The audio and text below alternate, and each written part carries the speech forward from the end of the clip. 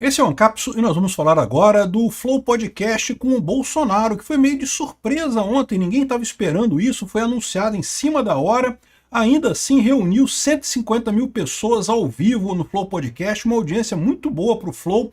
É verdade, não foi a mesma audiência que Bolsonaro teve lá atrás, quando ele deu a primeira entrevista dele, mas foram situações diferentes. Naquela época ele era candidato e coisa e tal, e foi avisado com antecedência, todo mundo estava sabendo que ele ia estar no Flow e coisa e tal. Chegou a 650 mil pessoas ao vivo simultânea. Dessa vez foi meio de surpresa, ninguém estava esperando, chegar a 150 mil pessoas de qualquer forma, uma audiência muito boa para o Flow, e também teve 1 milhão de visualizações já nesse momento aqui. Nesse momento que eu estou vendo aqui, acabou há 4 horas a live, tem 1 milhão e 100 mil pessoas já visualizaram a live do Bolsonaro, uma entrevista de 3 horas de duração, com um monte de coisa interessante. Vamos falar sobre os pontos principais que foram falados nessa entrevista e qual que é o objetivo do Bolsonaro com essa live. Essa notícia foi sugerida por Nosferato Demoniocrático, caros amigos, bem-vindos ao Hoje no Ancapsu Militar, e várias outras pessoas. Obrigado aí ao pessoal que sugeriu notícias lá no nosso site, no visãolibertaria.com, e obrigado a você que está assistindo o nosso vídeo. Se você gosta do nosso conteúdo, por favor, deixe o seu like, se inscreva aqui no canal, Pois bem, Flow Podcast com Igor 3K e Bolsonaro, um programa que, lembra lá atrás, 650 mil pessoas simultâneas assistindo a live, realmente impressionante a visualização.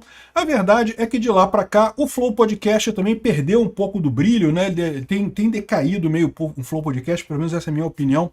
Eu acho que o Monark faz falta por lá, o Igor é um cara muito gente boa, muito legal, mas o Monark dava uma pegada mais de viagem no podcast, uma coisa mais fora da caixinha. Acabou que fez mal para os dois. O Monark saiu completamente da caixinha, se despirocou completamente sem o Igor para fazer de contrapeso, e o Igor sozinho ali também não tem essa pegada mais esotérica do Monark, Eu acho que os dois juntos davam uma química muito legal no programa, Ainda assim, um programa com muita audiência, muita gente assistindo. Aqui, ó, tá falando aqui 110 mil pessoas acompanhando a live, mas o máximo foi 150 mil. E a ideia é essa, 150 mil pessoas numa sexta-feira à noite, numa live de 3 horas de duração, que não é um horário muito bom, tá? Sexta-feira à noite não é um horário muito bom na internet. E também uma live que não foi anunciada. Se você olhar aqui, ó, o anúncio dela aqui, ó, foi às 19 horas de hoje, sexta 14 do 3, mas foi anunciado o quê? Quase às 7 horas, em cima da hora. Anunciaram em cima da hora a live. Um monte de gente nem estava sabendo que ia ter Bolsonaro no Flow e coisa e tal. Mesmo eu não estava preparado para isso. Acabou que eu só assisti alguns trechos da live, não consegui assistir a live toda. De qualquer forma, eu contei com a ajuda de algumas pessoas aí que assistiram a live toda e me apontaram os pontos principais.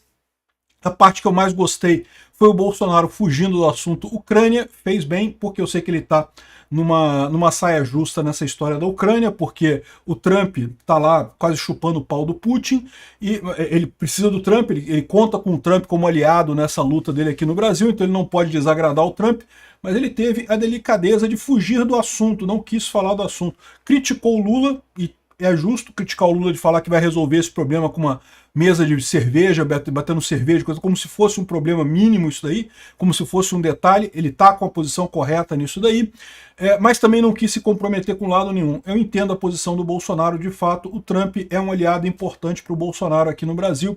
Enfim, teve várias outras coisas. A live começou com o Igor já botando a pressão em cima do Bolsonaro. A impressão que dá que quem escreveu as perguntas todas do Igor foi o pessoal do MBL, só pergunta batendo no Bolsonaro e coisa e tal. Não, porque você baixou a cabeça pro STF, não sei o que lá. Pô, vai fazer o quê, pô? O STF é a justiça no Brasil. Deveria ser um órgão puramente técnico que, dando as ordens, você tem que obedecer essas ordens técnicas do ponto de vista jurídico, Quem errou nesse caso foi o STF. O Bolsonaro fez o correto. Eles começaram com a pergunta sobre o celular do Bolsonaro, que o Bolsonaro falou que não iam pegar o celular dele na época que ele era presidente, E hoje em dia pegaram o celular dele, pegaram tudo lá, viram tudo que tem lá, e não acharam nada demais, E de fato, não poderiam pegar o celular dele quando ele era presidente por questões estratégicas do país, O cara é o presidente do país. Aliás, país nenhum do mundo permite que delegado de polícia vá investigar o presidente da República. Não tem lógica isso, não tem nenhum padrão isso daí, Enfim, começou justamente nesse tema do absurdo que o STF está fazendo com o Bolsonaro, das acusações absurdas e sem sentido contra ele, Ele falando sobre o inquérito das fake news, que foi aberto há 6 anos, enquanto outros inquéritos foram fechados por excesso de prazo, com 3, 4 anos. Na verdade, se você pegar a lei, 6 meses, se você não conseguiu resolver um inquérito em 6 meses, encerra. Porque o que é um inquérito? O inquérito é uma investigação de um fato específico, né? Sei lá, roubaram seu carro, você vai lá, vai investigar, ver se descobre quem é que roubou seu carro, quem não roubou, como é que roubou, de que forma que roubou, para quem que vendeu e não sei o que lá. Isso é um inquérito, né? Agora, o que é esse inquérito das fake news? Qual é o fato específico que esse inquérito investiga? Ninguém sabe. Investiga ameaças à corte nas redes sociais. Qualquer coisa que aconteça, bota no inquérito das fake news, como se o mundo inteiro estivesse abraçado na causa de investigação desse inquérito, né? É um absurdo completo isso. Inclusive, isso era uma das reclamações da esquerda na época da ditadura, tá? Se você pegar o pessoal, a Constituição Brasileira de 88, vocês sabem, ela foi feita justamente como uma reação ao autoritarismo da época da ditadura militar brasileira. Então, uma das coisas que eles colocaram foi justamente isso, é limite. Inquérito não pode ser renovado, só pode ter duração de 6 meses. Para ser renovado tem que ter licença do juiz. Aí o que me faz o Alexandre de Moraes? Faz exatamente a mesma coisa que faziam os militares, ficar renovando o inquérito indefinidamente, exatamente para ficar perseguindo as pessoas com medidas cautelares, né? Típico de ditadura isso. Então ele está falando aqui, ó, o inquérito que tem não sei quantos anos, que não provou nada até agora, para que tem um inquérito? Falhou, né? Assim, existem inúmeros crimes por aí que a polícia vai investigar e não consegue resolver o crime. Não conseguiu resolver o crime, beleza, encerra o inquérito, acabou, não conseguiu. Só lamento, né? Eu também gostaria que a polícia fosse mais eficiente na hora de investigar roubos e coisa e tal, mas se você tentou 4 anos investigar o negócio e não chegou a lugar nenhum, meu amigo, pô, encerra esse troço, não tem nada, né? A alternativa, o que está acontecendo aqui, a gente sabe, é aquilo que eu falo para vocês, é o inquérito típico de ditadura, é o inquérito que é aberto para perseguir, né? Enfim, ele apontou isso aqui também, o mensalão teve início em 2005 e o julgamento foi só em 2012, enquanto a denúncia contra ele foi em novembro do ano passado, já está sendo julgado agora. É verdade que ele deu uma exagerada aqui, tá? Porque o que está sendo o julgamento agora não é o julgamento do caso ainda, vai ser a aceitação da denúncia, então ainda tem mais coisa. E também a denúncia não é o início da investigação, mas a verdade também é que mesmo que você considere o início da investigação em 2023, que teria sido o início dessa investigação, ainda assim é um período de 2 anos, é muito pouco tempo, né? Então, de fato, é um absurdo, a justiça está sendo excepcionalmente célere nesse caso, não é só nesse caso, também na questão da inelegibilidade do Bolsonaro, eu apontei isso para vocês, pode ver qualquer processo de inelegibilidade aí, leva anos e anos e anos, o do Bolsonaro foi coisa de meses, ele já estava inelegível, né? Enfim, realmente um absurdo isso daqui, né? O Bolsonaro mostrou a barriga, ela mostrou o barrigão dele lá com o ferimento lá da facada que ele levou e coisa e tal. Ele falou também sobre o tema mais importante do país, que é a liberdade de expressão. Eu concordo plenamente com ele. Sem liberdade de expressão a gente não vai a lugar nenhum. É muito importante esse tipo de coisa. Eu e tantos outros youtubers por aí, a gente faz o nosso trabalho preocupado. Amanhã pode ser que o Xandão dê uma ordem, derrube o canal, derrube a coisa toda, sendo que liberdade de expressão é essencial até para você questionar o Xandão. Tem que ser questionado, qualquer agente público tem que ser questionado. É obrigação dos jornalistas. Os jornalistas hoje em dia não fazem mais isso. Os jornais Rede Globo, Folha de São Paulo, Globo News, está o tempo todo passando pano para o Lula, passando pano para o STF, a maior preocupação virou relações públicas do governo. Sobrou o trabalho de criticar o governo para nós, youtubers, né? E a gente tem que fazer esse trabalho, é um trabalho muito importante. País nenhum do mundo se desenvolve se não tiver oposição, se não tiver alguém criticando o governo. É o que eu falo para vocês. Por que ninguém acredita nos números da China? Ninguém acredita nos números da China porque não tem oposição lá. Então o Xi Jinping ele pode mentir com os números dele, não vai ter ninguém para falar, olha só, tá errado, esses números foram inventados, tem aí o seu ministro, aí, o tal do Portman, tá martelando esses números aí, tá errado. Aí, ou seja, o que acontece desse lado? O pessoal acredita nos números? Não, é aí que o pessoal não acredita nos números, porque não tem ninguém para questionar lá. Aqui no Brasil ainda temos oposição por enquanto.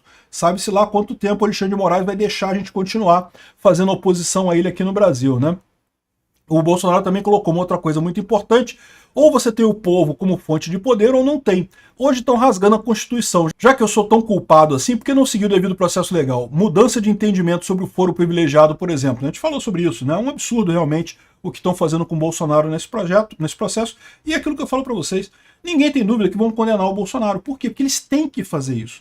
Se eles não condenarem o Bolsonaro, se eles não inventarem o golpe do Bolsonaro, como é que eles vão justificar todos os absurdos que eles fizeram até aqui? Eles fizeram um monte de absurdos, eles prenderam gente, eles perseguiram pessoas, tem gente de exilado, gente pedindo asilo nos outros países, e os outros países aceitando, porque percebendo que o que está havendo é perseguição mesmo do Alexandre de Moraes, né? A Espanha aceitou, os Estados Unidos aceitou, ou seja, esses absurdos todos que eles estão fazendo, a justificativa que eles têm até aqui é, não, mas tinha o golpe do Bolsonaro. Justificativa de merda, não teve golpe nenhum, nenhuma tentativa, nada.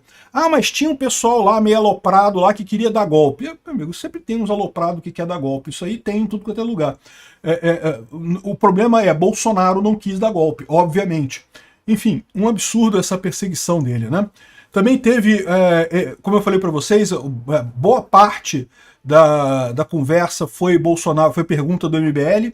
Então o Bolsonaro, por exemplo, desmentiu aquela mentira que o pessoal volta mesmo. Não, porque o Cássio Nunes voltou pela soltura do Lula e não sei o que lá, porque ele teria preferido Lula como candidato e não sei o que lá.